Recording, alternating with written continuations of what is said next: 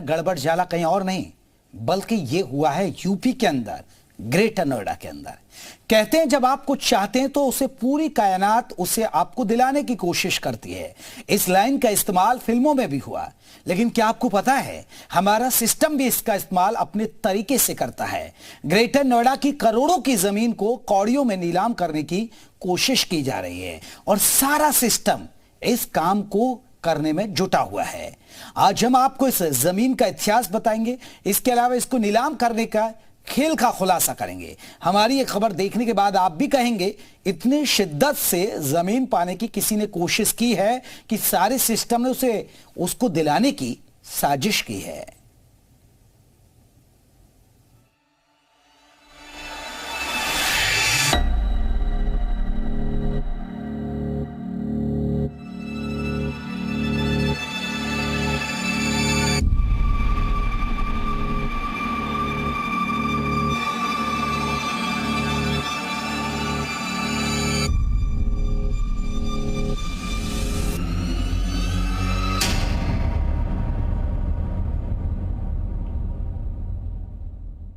दक्षिण कोरिया की एक कार कंपनी थी जिसका नाम था डेवू मोटर्स। करीब 20 साल पहले इस कंपनी की कारें भारत में बिका करती थी। आप में से कई लोगों के पास डेवू मटीज, डेवू सिएलो रही होगी, लेकिन वर्ष 2001 आते आते यह कंपनी दिवालिया होने के कगार पर आ गई। इसके बाद इस कंपनी को अमेरिकी कार कंपनी जनरल मोटर्स ने खरीद लिया, लेकिन इस कंपनी की भारत वाली यूनिट को जनरल मोटर्स ने नहीं खरीदा। इस वजह से डेवू मोटर्स का भारत वाला कारोबार पूरी तरह से खत्म हो गया, वो दिवालिया हो गई। लेकिन डेवू मोटर्स की संपत्ति भारत में रह गई। यूपी के ग्रेटर नोएडा में डेवू मोटर्स के पास करीब 204 एकड़ की जमीन थी जिस पर उसका प्रोजेक्ट था। कंपनी दिवालिया हुई तो जिन बैंकों से उसने कर्ज लिया था उन्होंने वसूली का काम शुरू किया। आज हम इसी वसूली के लिए होने वाली नीलामी में हुए खेल का खुलासा करने जा रहे हैं।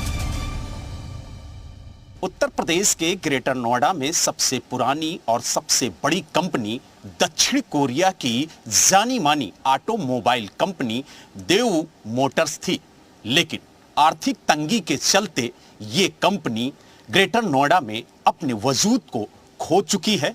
लेकिन जब इसकी प्रॉपर्टी को जब्त किया गया और जब इसकी जमीन को नीलाम किया गया तो कई नियमों कानूनों को ताक पर रख दिया गया और आज इसी का खुलासा जी मीडिया करने जा रहा है।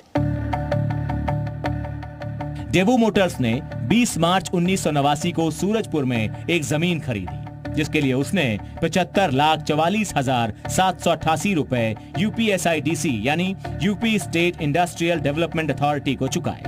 इस जमीन पर अपनी इंडस्ट्री लगाने के लिए उसने state bank of India, yes bank, ICICI और आईडीबीआई जैसे कुछ बैंकों से लोन लिया। कंपनी जब वर्ष 2001 में दिवालिया हुई तो वो कर्ज में डूबी हुई थी, जिसकी वजह से डेवू मोटर्स की इस जमीन को जब्त कर लिया गया। डेवू मोटर्स से 777 करोड़ की कर्ज वसूली के लिए यूपीएसआईडीसी ने डेब्ट रिकवरी ट्राइब्यूनल मुंबई को पत्र लिखा। डीआरटी ने डेवू मोटर्स की जमीन को नीलाम किया, जिसे 28 जून 2010 को पैन इंडिया मोटर्स ने खरीद लिया। पैन इंडिया मोटर्स ने इस जमीन को 750 करोड़ में खरीदा था, यानी जमीन को मार्केट वैल्यू के हिसाब से बेचा गया था। पैन इंडिया मोटर्स ने इस जमीन के शुरुआती 250 करोड़ रुपए चुका दिए और अगले एक वर्ष के अंदर 500 करोड़ रुपए चुकाने की बात कही। पैन इंडिया मोटर्स भी अगले एक साल में बकाया रकम नहीं दे पाया, जिसकी वजह से एक बार फिर ये जमीन नीलाम होने के कगार पर आ गई थी। दोबारा नीलाम होने की स्थिति आने पर इस जमीन पर कई लोगों की नजरें आ गई। सभी को ये जमीन चाहिए थी। पैन इंडिया मोटर्स भी इस जमीन को नहीं जाने देना चाहती थी, इसीलिए वो मुंबई हाई कोर्ट तक गई। लेकिन हाई कोर्ट के निर्णय पर पैन इंडिया मोटर्स के 250 करोड़ रुपए जब्त कर लिए गए और उसने पैन इंडिया मोटर्स को मालिकाना हक से बेदखल करने का फैसला सुनाया। यहीं से नीलामी को किसी खास को बेचने का खेल शुरू हुआ। इस वक्त हम सूरजपुर साइट ए के प्लॉट संख्या A1 पर मौजूद हैं, जिसे डेवू मोटर्स का प्लॉट बताकर नीलाम किया गया है। लेकिन 2010 से आज तक इस प्लॉट का जो मालिक है वो पैन इंडिया मोटर्स है और आपको तस्वीरों के माध्यम से दिखाएंगे कि ये 204 एकड़ का प्लॉट आज भी पैन इंडिया मोटर्स के नाम ही दर्ज है। ऐसे में सवाल उठता है कि आखिरकार जो बैंक ने नीलामी की है उसने इसे देव मोटर्स का प्लॉट क्यों बताया। अब आप खेल देखिए कि जो जमीन तकनीकी रूप से पैन इंडिया मोटर्स के नाम थी उसको डेवू मोटर्स की बताकर नीलामी प्रक्रिया में डाला गया, जबकि होना यह चाहिए था कि पहले तो जमीन से मालिकाना हक हटाना चाहिए था, उसके बाद नीलामी प्रक्रिया शुरू की जानी चाहिए थी। इस जमीन से संबंधित एक आरटीआई डाली गई थी जिससे पता चलता है कि जमीन अभी भी पैन इंडिया मोटर्स के नाम है। उन्होंने ये बताया कि इस प्लॉट का owner pan India Motors private limited है और इस पर 7,77,84,86,346 रुपये के बकाया हैं यूपीएसआईडीसी के। और जो डीआरटी में जो नीलामी चल रही है उस पर यह बताया जाता है कि ये डीसीएम डेवू मोटर्स का प्रोजेक्ट है, उन्हीं की प्रॉपर्टी है। या तो यूपीएसआईडीसी झूठ बोल रही है या डीआरटी ट्रिब्यूनल पब्लिक के साथ धोखा कर रहे हैं, हमारा ये कहना है।